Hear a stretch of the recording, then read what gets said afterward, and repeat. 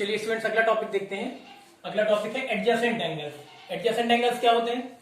Adjacent angles are two angles that have a common vertex and a common side but do not overlap. देखिए यहाँ पे definition हमने लिखी हुई है।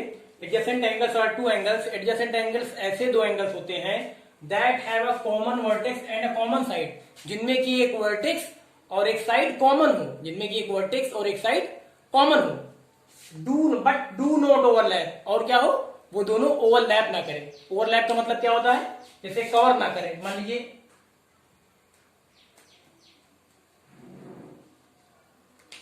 लीजिए जैसे एक लाइन ये है, ये कह सकते हैं एक रे ये है, ये क्या है? एक रे है। अब ओवरलैप का मतलब एक रे और है जो दूसरी रे वो भी इसी के ऊपर जाए।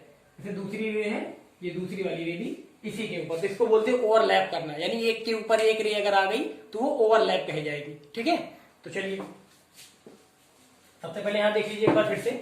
Adjacent angles are two angles that have a common vertex and a common side but do not overlap. Adjacent angles ऐसे दो एंगल्स होते हैं जिनमें की एक वर्टेक्स और एक साइड, जिनमें की एक वर्टेक्स और एक साइड कॉमन होती है, एंड या कह सकते हैं बट डू नॉट ओवरलैप, और वो दोनों लाइनें जो है एक दूसरे के ऊपर ओवरलैप नहीं करती। ठीक है, चलिए अब यहाँ पे देखिए, इसे दिया गया डायग्राम बना के, यहाँ देखिए ये बना हुआ है ओ, वर्टेक्स क्या है? यहाँ पे वर्टेक्स ओ है, वर्टेक्स ओ। अब यहां से देखिए ओ ए, ओ बी, ओ सी। तो यहाँ पे एंगल 1 और एंगल 2 क्या है? एडजेसेंट एंगल्स है। क्यों? क्योंकि आपको बताया गया कि एडजेसेंट एंगल्स ऐसे दो एंगल्स होते हैं जिनमें की एक वर्टेक्स और एक साइड कॉमन हो। तो अगर हम बात करें यहाँ पे देखिए एंगल 2 ये है, ये इतना क्या है? एंगल 2, और ये इतना क्या है? एंगल 1। तो एंगल 1 और एंगल 2 क्या है? Adjacent angles. कैसे? क्योंकि देखिए जो हमने डेफिनेशन दी है उसको फॉलो कर रहे हैं।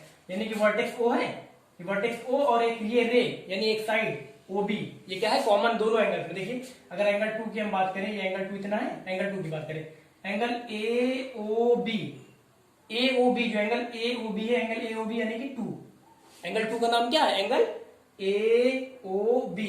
एंगल ए ओ बी को हम एंगल 2 लिखा है हमने। ठीक है, तो एंगल ए ओ बी में देखिए आप ओ, जब नाम पढ़ते हैं angle O B, angle A O B यानी वर्टेक्स ओ भी आ रहा है और ये रे ओ बी भी आ रही है ना। अब इसके बाद एंगल 1 में आते हैं। एंगल 1 का जब लिखे नाम लिखेंगे तो एंगल बी ओ सी यानी वर्टेक्स ओ भी आ रहा है, देखिए बी ओ आ रहा है नहीं, और सी यानी ओ बी इसमें भी आ रहा है, बी ओ सी यानी वर्टेक्स ओ आ रहा है और ये रे या कह सकते हैं ये साइड ओ भी आ रही है।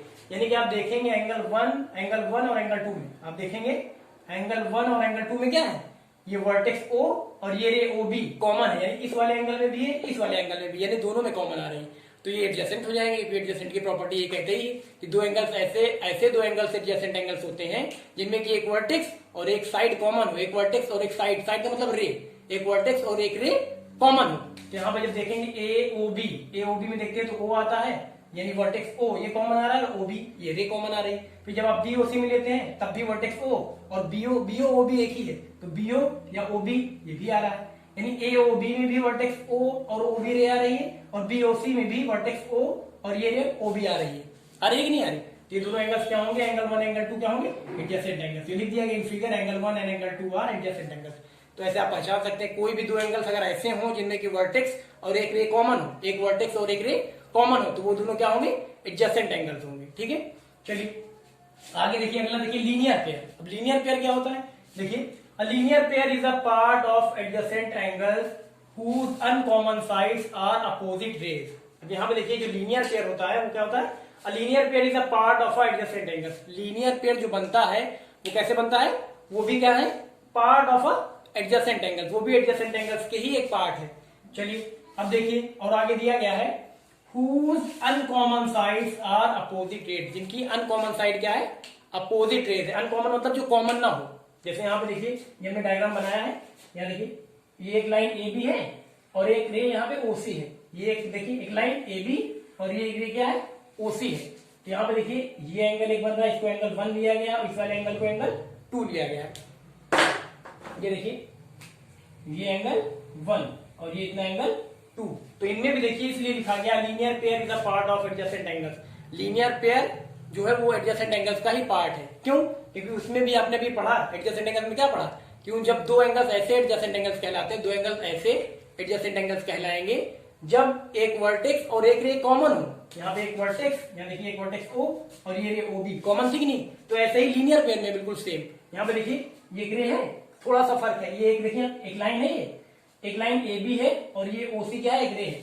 तो इनमें भी अगर हम देखेंगे तो ये वर्टेक्स ओ, देखिए वर्टेक्स ओ और ये देखिए वर्टेक्स ओ और ये लाइन या कह सकते हैं रे ओ सी, वर्टेक्स ओ और रे ओ सी इसमें भी कॉमन है। देखिए अगर हम एंगल वन की बात करते हैं, एंगल वन यानी कि यहाँ पे देखेंगे एंगल बी ओ सी, एंगल वन का नाम क्या है, एंगल बी ओ सी, और एंगल टू का नाम क्या है, एंगल टू का नाम है एंगल ए ओ सी। तो दोनों में देखिए यहाँ लीनियर पेयर में भी एक वर्टेक्स और एक रे कॉमन है, एक वर्टेक्स और एक रे कॉमन है। देखिए बी ओ सी, तो बी ओ सी में ओ देखिए वर्टेक्स ओ आया ना, वो कॉमन है, और रे कौन सी, ओ सी कॉमन है। बी ओ सी यानी वर्टेक्स ओ और रे ओ सी कॉमन है। अब इसमें देखिए, इस वाले में देखिए ए ओ सी में देखेंगे तो ए ओ सी, ओ वर्टेक्स ओ और रे ओ सी कॉमन है। यानी एंगल वन और एंगल टू में क्या है, एंगल वन और एंगल टू में भी वर्टेक्स ओ और रे ओ सी कॉमन है।